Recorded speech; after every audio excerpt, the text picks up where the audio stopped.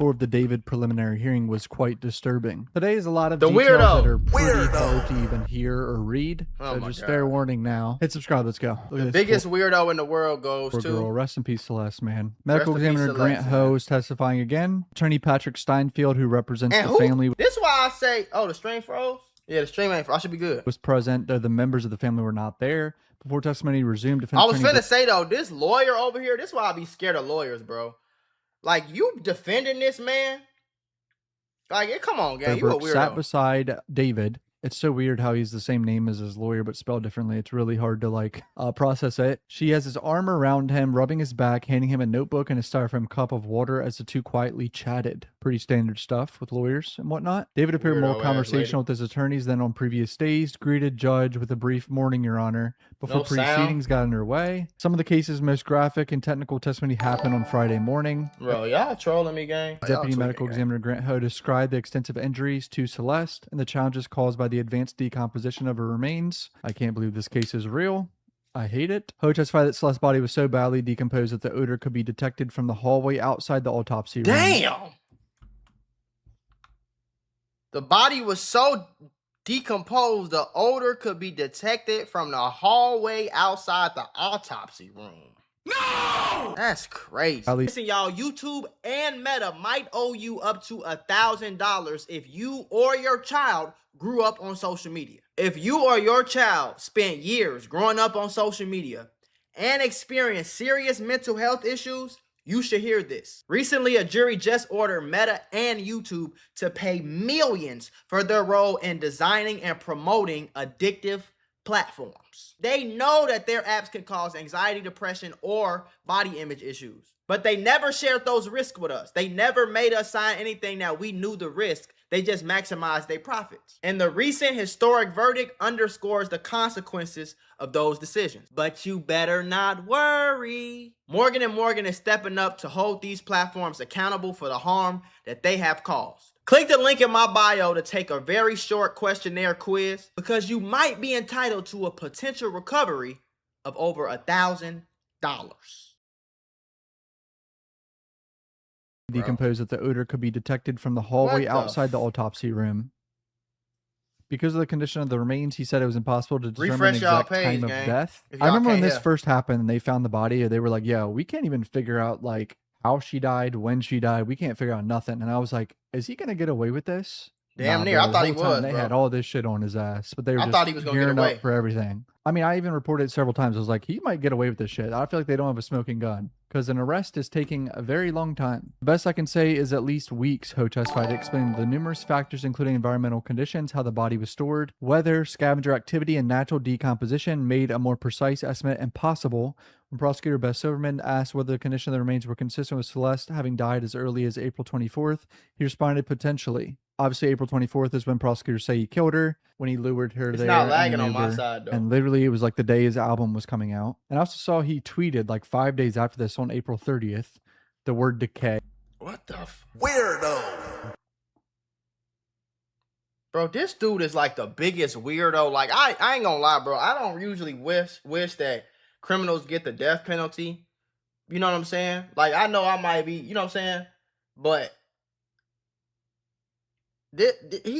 bro gotta go.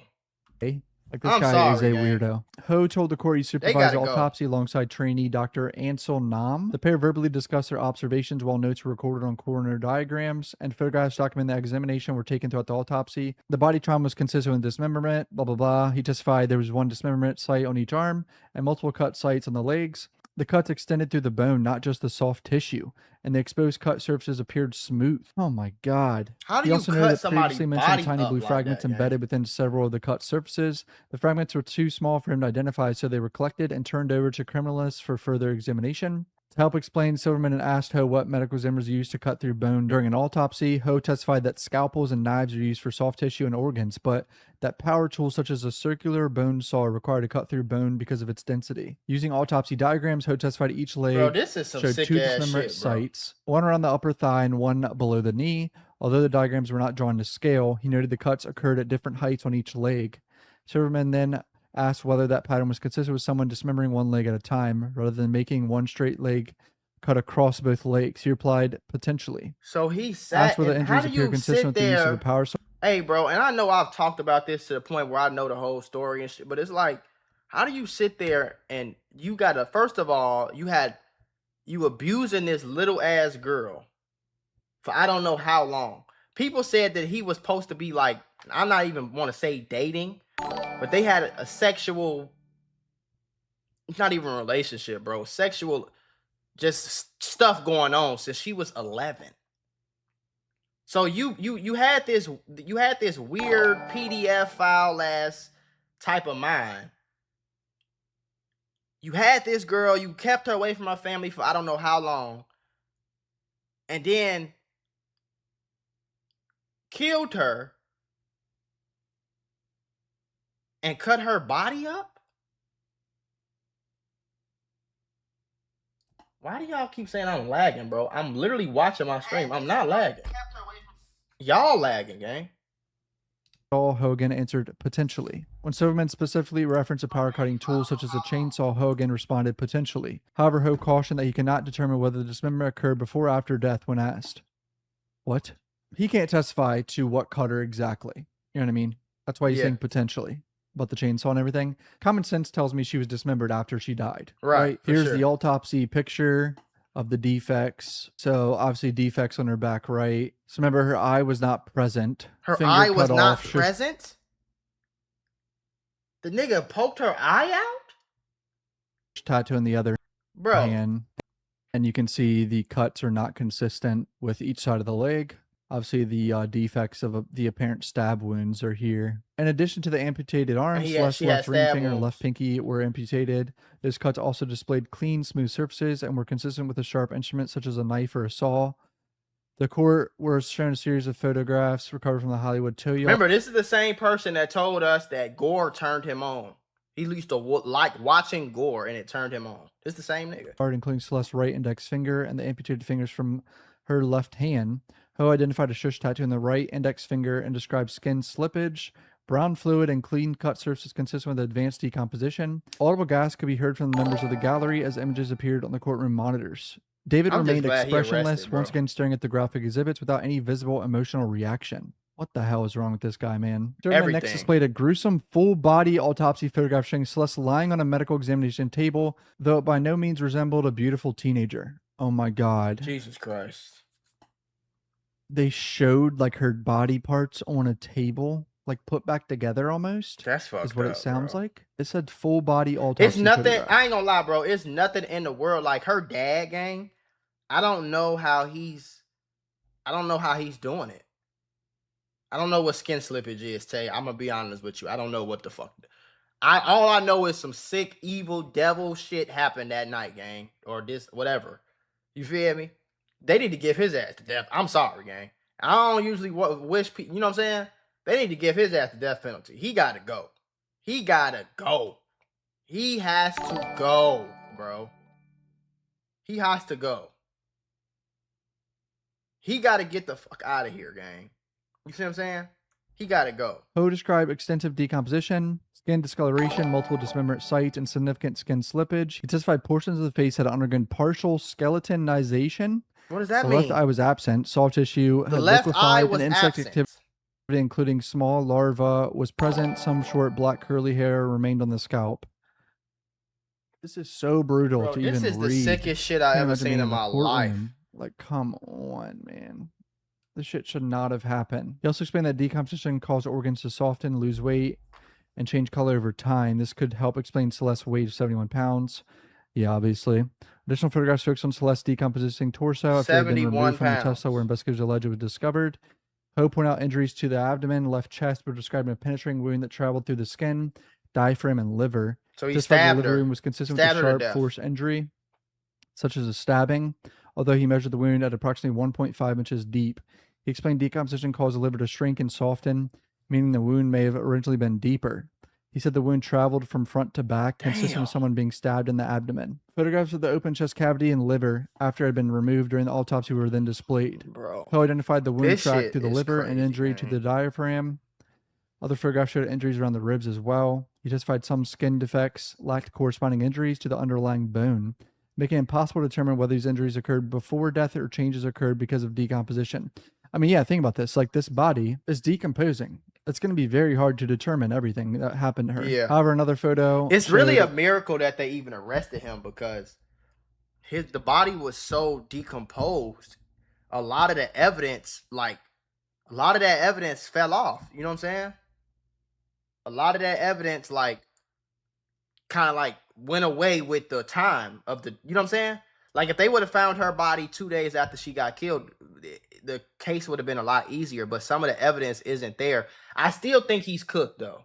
Because if you don't know, so basically, the girl was like 13 when she died. I think she was 13 when she died. He was like, I think he was like 19 or 20 or something like that. But anyway, so they it's already documented that they was in an argument. They were in an argument. They was arguing, and she left her house in an Uber that I think he called the Uber. She left her house in an Uber. The Uber is recorded to drop her off at 11 o'clock that night. And that's the last time she was seen alive at his house. You know what I'm saying? They found all these chainsaws, all this shit. He ordered all this stuff to his own house, cut her body up. They found all that in the garage. They found the body in his car. You know what I'm saying? So, like, if you don't know the story, that's the story. So I think he's still cooked regardless. I think he'll still get locked up. I think he'll still end up in prison.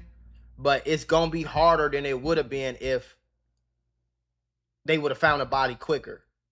But I just thank God, because for a long time, bro, this case over a year old, I remember when I first heard about it and I first started reacting to it, gang, I really thought he was going to get away with it, gang. I ain't going to lie. I really thought he was going to get away with it, gang. So I'm just happy that he's arrested. You know what I'm saying? They got enough evidence to arrest him, and hopefully they get his ass up out of here. I'm sorry. He got to go. His ass want to be a demon so bad, send his ass to hell. Send his ass to hell, bro. He ain't going, niggas like that ain't going to heaven. You feel me? God ain't fucking with that. What described as trauma-induced chipping of the rib bone associated with a penetrating chest wound, extending at least 2 inches into the chest cavity. Chipping of the ribs. Chipping of the rib. You know how strong your also ribs identified are? linear abrasions on the back of Celeste's right hand, though neither side classified them as defensive wounds. Silverman then asked a hypothetical question: if a victim had been placed inside a blue inflatable pool after being killed to contain blood while the body was dismembered. The blue inflatable pool that he ordered with his card under a fake name. Like, you so damn stupid. You thought that ordering something with your debit card to your house and your address, you thought that putting a fake name on it was going, like, what the fuck? The chainsaw. Would that be consistent with the embedded blue fragments previously found on some of her extremities? His songs The were defense attorney demonic for sure. arguing the question lacked foundation and was speculative because Ho had already testified he did not know the source of the fragments. Judge overruled the objection. Ho answered possibly. What's up, twin? Ho further testified that both the chest wound and liver injury were independently life-threatening. Hell yeah. He explained the chest injury could have impaired breathing by allowing air into the chest cavity or by damaging the lung, while the liver injury could have caused catastrophic internal bleeding. When he was asked how long someone could survive injuries without medical treatment, Ho testified death could occur within minutes, and an hour could also include minutes. Prosecutor also went back to Celeste having braces. Ho clarified that he observed wire bonded to the back of Celeste's upper and lower teeth, which he referred to as braces, but stated he is not a dentist and cannot detail anything further. Ho ultimately ruled Celeste's death as a homicide, testifying that the manner of death reflected a public health classification for a death caused by another person. Ho identified the cause of death as multiple penetrating injuries, explaining that his conclusion was based not only on the wounds themselves, but as the overall circumstances of the case, including the dismemberment and concealment of the body and lack of any other reasonable explanation for her death. Ho also testified that routine toxicology testing was performed using liver tissue because the advanced decomposition of the remains left no blood to analyze. He said testing detected only a trace amount of ethanol that was just above the lab's threshold for detection, which he said could also be because of post-mortem decomposition over alcohol consumption. Toxicology also detected benzodiazepine, while testing for methamphetamine was inconclusive. Ho testified that none of the toxicology findings contributed to her death, and said the results did not support an overdose. So that was one of the conspiracies or theories or whatever, before we knew that she was stabbed. That maybe she overdosed and David panicked. Man, and hell got no. rid of her body. Defense lawyer's on cross now. He This killed is going to be interesting. That nigga killed. I think, honestly, bro, y'all want me to be real? I think, bro, like on some demonic, devil worshiping shit. I think he was on some, like, you know what I'm saying? Because, like, what kind of person do you got to be to not only have a sexual relation with a little ass girl like that, kill her, cut her body up, keep her body in your house. This nigga ordered body bags. He ordered real life body bags. Why can you order a body bag? Why can a regular everyday human go on Amazon and order a fucking body bag? Why is that even a thing? This man ordered body bags and had, like, you know what I'm saying though? Like, so it's like, bro, you on some super duper lame weirdo shit, gang. I think his ass was in there with candles lit, fucking pentagrams on the floor, doing hum-diddy-laws, and I'm telling you, gang. I think bro is on some overly weird, like, this nigga literally, before she died, he was literally on record saying that gore turned him on.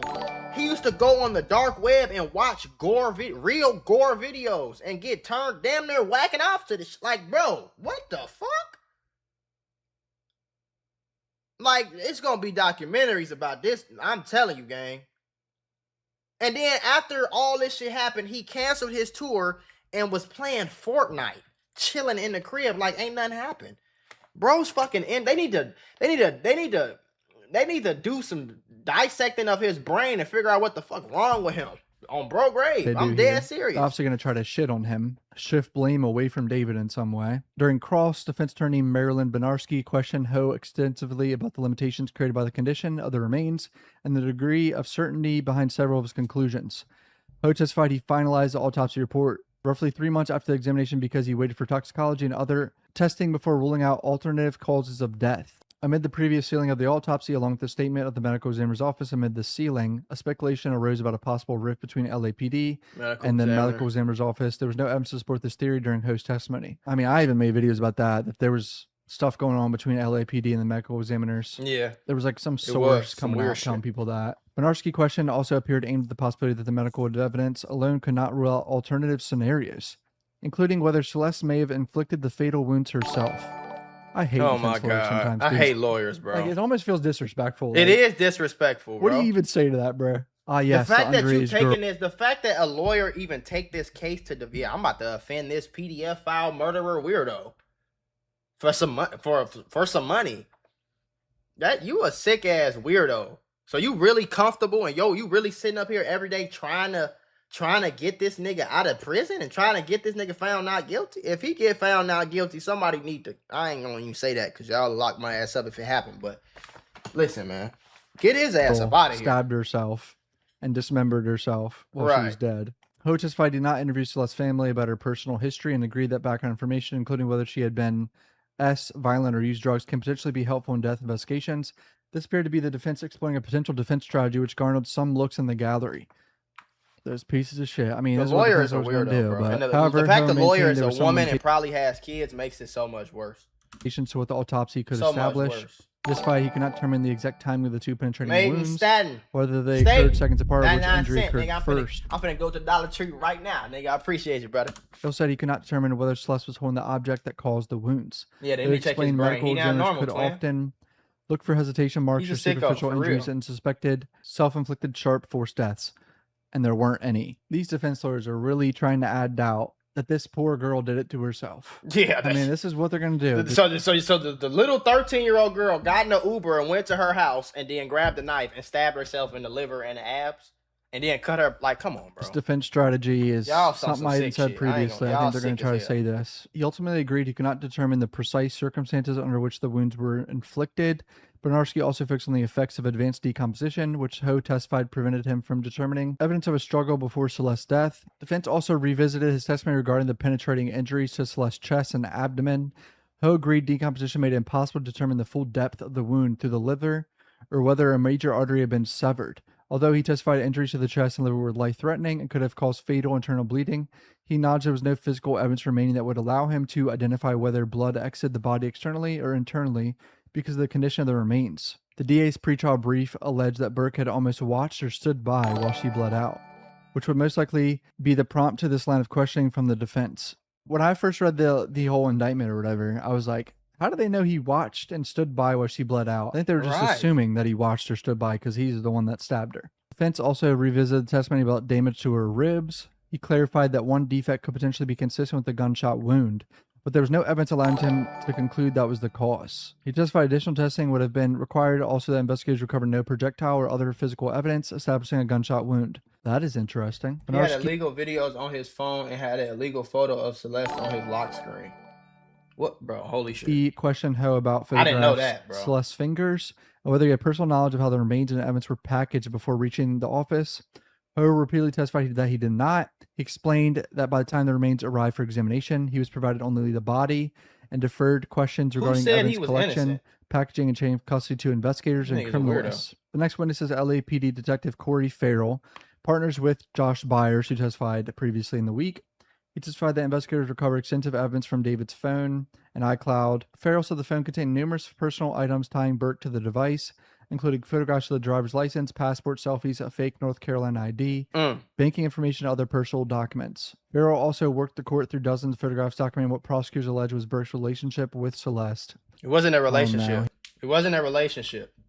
It wasn't a relationship. It was abuse by a weirdo. Dozens of photographs documenting what prosecutors alleged was Burke's relationship with Celeste.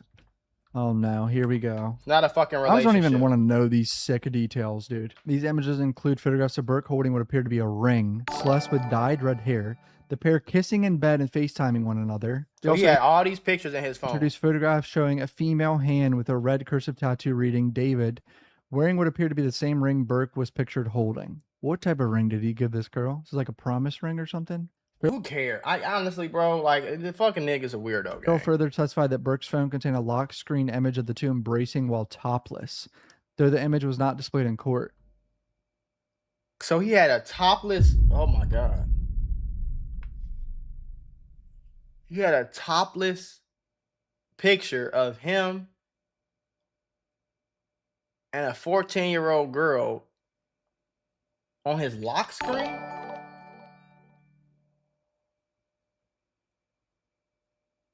Bro, hell no.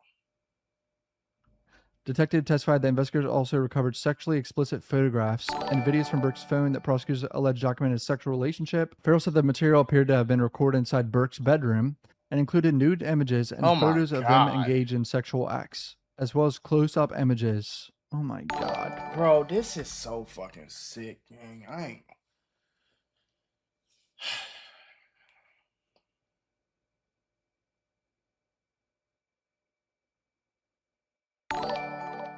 Bro, this shit, like, really, like, I don't know. Every time I watch this shit, I hold back tears, bro. This shit is crazy as fuck. But the good thing about this, what we reading, the good thing about it, bro, the good thing about it, gang, is the fact that at least we know Shorty he gonna go to prison. You feel me? He gonna go to prison. He gonna at least go to prison for these pictures and these videos. You know what I'm saying? At the very least, he gonna go to pictures for you know what I'm saying? Photos of them engaged in sexual acts, as well as close-up images. Oh my God, dude. Prosecutors identified these materials as, you know, recovered from Burke's phone. Images were not shown in the courtroom, but Farrell described. And the fact that he still had them on the phone after she was dead, like, bro, you was like, bro, this is like, they had been reviewed and filtered. Testified that Celeste was frequently identifiable in the images by her distinct dyed red hair. During this testimony, her parents quietly left the courtroom after becoming visibly I would have had to leave. Her mother sobbed as she exited the courtroom. I would have had to leave. Best someone to tell the family, I'm sorry, as they walked out. Hold on. Why were they there? I thought they weren't there. I could have swore earlier I read they weren't present in the courtroom. Today was not a good day for them to go. Farrell also testified that investigators recovered text conversation between Burke and Celeste from Burke's iCloud. According to Farrell, the earliest recovered communication was dated August 8th, 2022, when Celeste was 11.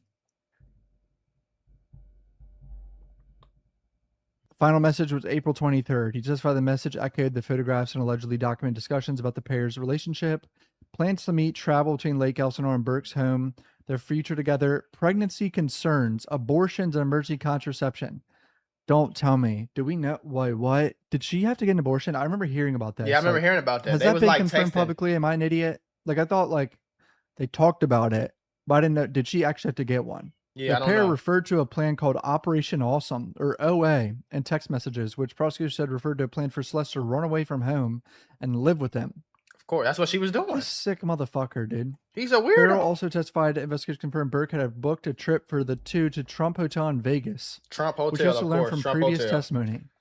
The detective also testified that investigators recovered photographs of Plan B emergency contraception from Burke's iCloud account, which prosecutors linked to text message conversation. Messages from late 23 discussed pregnancy concerns, including Burke encouraging Celeste to track her menstrual cycle, and conversation in which she indicated she would not continue a pregnancy. Farrell testified investigators confirmed at least one abortion took place in January of 24. I'm so... A what? At least one of... Oh, my God.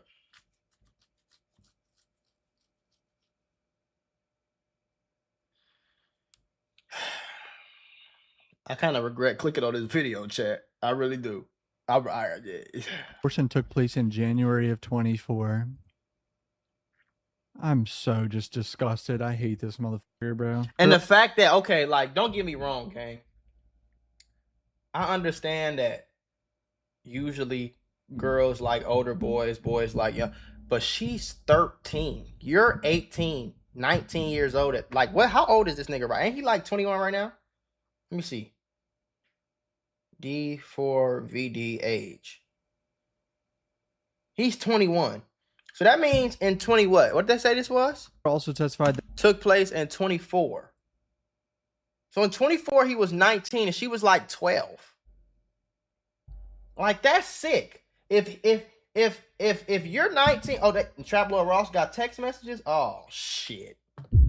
If you're 19, like I'm married now, so this ain't nothing like that. But when I was 19, I was talking to a girl that was 17. When I was 20, I was talking to a girl that was 18. You know what I'm saying? Like, you 19 and this little girl is 12? Does Mac Mula read the chat? Yeah, I read the chat, bro. But right now, bro, I ain't gonna lie, gang. I'm a little flustered, bro. Like, I don't shit, bro. I'm gonna watch Trap Lord Ross. Hold on, let me finish Sheldon, a bodyguard hired by David, drove David and Celeste on multiple occasions. Farrell did not identify Sheldon by his last name. David remained largely expressionless, occasionally shifting in his seat or resting his head in his hand. Texts were read between David and Celeste, dating back to when she was 13. There were conversations about sex, pregnancies, and also a thread that indicated that Burke's mother was aware of the relationship. Lock her dumb ass up too, then. What the? FBI, see, I told y'all, bro. I told y'all the apple don't fall that far from the tree, gang. He probably a weirdo because his parents is weirdos, bro. Because how do your mom know that you 18, 19 years old talking to a girl who 13 and she cool with it? She just rocking with it? My mama would have, bro, I don't even know what my mom, like, my mama probably, I don't know. She probably would have fucking, I don't know, bro. What the fuck? His mama knew? Did his mom know she was more nude photos are sent? The two appear to break up in March of 2024. When break up. I'm glad they put quotes around break all up. we do is hang out and have sex. I want to do more than that, man. And court is adjourned. This day sucked. Currently manifesting my period because I refuse to have kids. Oh my God, she said that? Burke allegedly replied, "Did you miss your date?" and urged her to begin tracking her menstrual cycle with an app. "I just need to make sure you're on top of your shit," he allegedly wrote. You wouldn't have to do that if the... According to Farrell's testimony, Rivas got an abortion in early January 2024 in the days before the procedure. In the days before the procedure, Rivas allegedly texted Burke, "Both of us aren't able to take care of it." Burke allegedly replied, "You're so much stronger than me, baby, and I love you." Holy fucking shit. What a weirdo. Burke's messages with Rivas could be sexually explicit and controlling.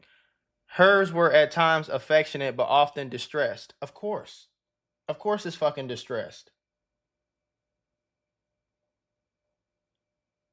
In one exchange on June 11th, Burke allegedly wrote, "I can't wait to move in together without the cops bitching." Oh my God.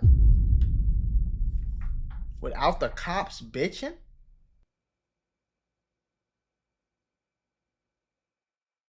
Bro, this nigga crazy, gang. I ain't gonna lie. Like this beyond like sick. I don't even think this shit has words at this point. I'm gonna keep it a being with you. He said, I can't wait to move in together without the cops bitching. He promised to take Revis out every day, and she replied that she missed him deeply. A few hours later, he said he wanted to gather her documents so they could dip out the country and get married in Italy.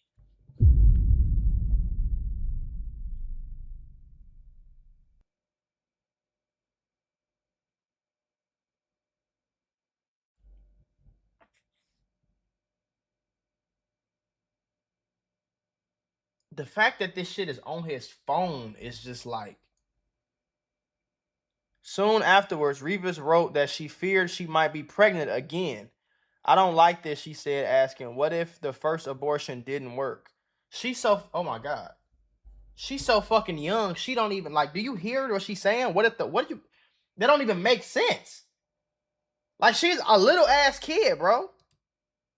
Burke allegedly replied, you would have a baby bump, LMAO. You have hella period since then. What you smoking? Nah, first baby gone.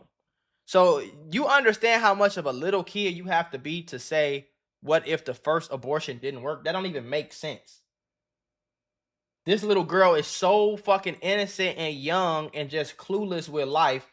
She asked, what if the first abortion didn't work?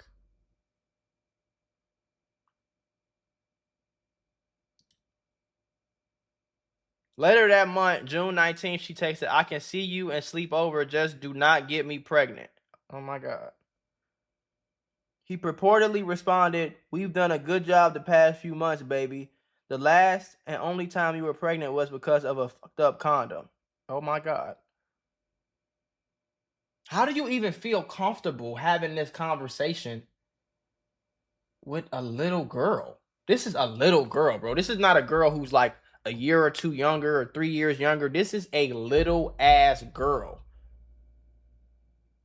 You are 19, 20 years old. She is 12 and 13. This is a little ass girl, bro. A little ass girl, bro. Like, this is some sick ass shit.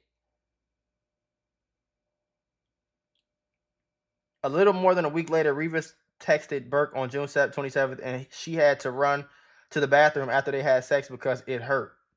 Dirk was dismissive in her reply. Nuh-uh. I remember every time you say, oh, when we fuck. Last time you ain't say ow once. Oh my God. This is some... I ain't gonna lie, bro. I gotta hurry up and get over... I gotta get through this shit. We gotta move on to something else. In another text exchange on July 10th, Revis asked, does anyone know we even had sex? He replied, nope, and I would like to keep it that way before we marry. He allegedly added, let's get married next year and make the baby simple. Revis sent a series of distraught texts to Burke expressing regret over the abortion. Realistically, I care about you. I killed my kid for you. When she added that she would have been there for it had they proceeded with the pregnancy, Burke responded that she would have been acting selfishly. Holy shit. You would have been selfish, little girl, for keeping the child that I... What the fuck? David, I'm going to have to lie to people around me, even my kid, for the rest of my life. She texted back, I don't like talking about it because it gets me really upset, but I'd do anything to have it back. Bro, this little girl is 13, bro. She's supposed to have a 13-year-old little boo-boo boyfriend motherfucker that they kiss in the hallway and shit, bro. You know what I'm saying? Like, this is a grown-ass man. I feel like at 13 years old, bro, a girl being 13, her boyfriend should be 14. Maybe 15. But even 15 is kind of pushing it because when you 15, you know, you a little bit more mature. Like 13 is sick, bro. That's like it's something wrong with you. This is a girl. This is not a young lady, young woman. This is a little ass girl. Like probably just got her period, little girl, gang. He gotta go. They gotta get his ass. I'm sorry, bro. I'm not sorry. He gotta go. When Revis asked how he felt about the abortion, he replied, "I'm saddened by it. I'm even more saddened by the way it was conceived outside of marriage and out." Oh, so you're sad? This nigga is crazy. Listen, are you like, are y'all? He said, I'm more. He said, "I'm even more saddened by the way it was conceived outside of marriage." So you're not saddened about the fact that this little fucking girl is 13 years old. You're saddened about the fact that you had a baby out of marriage?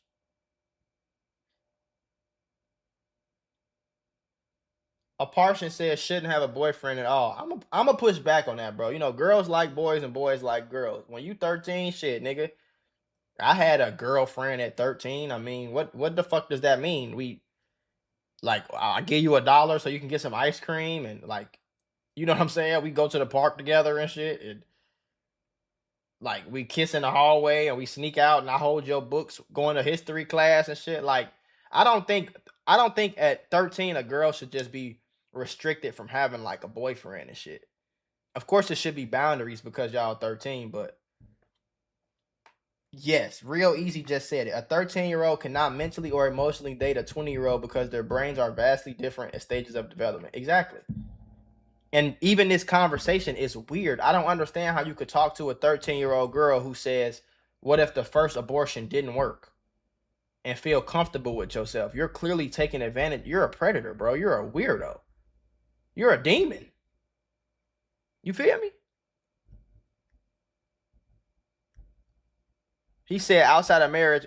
Then this nigga is so sick. Like, this shit is blowing me. He said, "I'm even more saddened by the way it was conceived outside of marriage." So you're more saddened about having a baby with a 13-year-old outside of marriage than you are with the fact that you're having.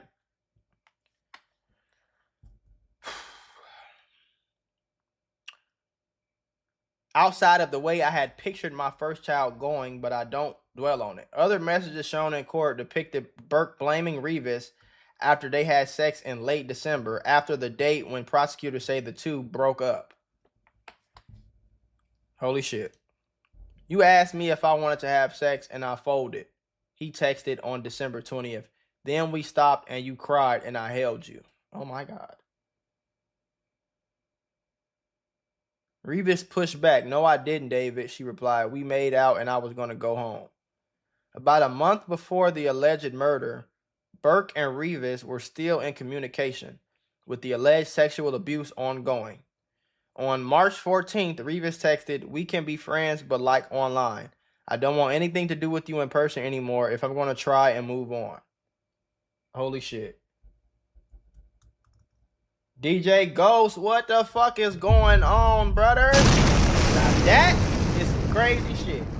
For DJ Ghost to be in my chat, appreciate that 50, gang. But for DJ Ghost to be in my chat is insane. Y'all don't even know. Like, that's crazy, gang. That's crazy. For DJ Ghost to even be in my chat is in fucking insane to me, in my head. Because that's been like, bro, that's crazy, gang. That's how you know a nigga made it for real, gang. Appreciate you for real, Ghost. Shout out to you, nigga. Hope you, the kids, the fam bam, hope everybody good, nigga. You know what I'm saying? I hope everybody good. But yeah, Ghost is crazy. I used to watch the Ghost fam. Like, Ghost is like one of my top YouTubers, gang. And the fact that he did it by himself, he really the one who inspired me to like have a bunch of channels, to do reactions by myself, to keep it real, to smoke on camera. Like, you know what I'm saying? I got to give Ghost his flowers for real, gang. You know what I'm saying? A real OG in this shit. Like, dead serious. That was crazy, gang. Yeah, I know we done chopped it up in the DM. Even when he first said that, I thought that shit was crazy. But yeah, that's crazy. Ghost gang on top, nigga. That's love, bro. I appreciate you, real shit. That's like fucking shit, nigga. That's like you a rapper and Drake come in your shit and be like, "Your song hard, nigga." That's how I feel right now. Or, you know what I'm saying? That's how I feel. That's crazy, gang. That's love. I appreciate you, brother. She said, "No, I didn't, David." She replied, "Okay, I read that part. On March 14th, we can be friends, but like online, I don't want anything to do with in person anymore." That's the end of that. I can't talk about that shit no more, bro.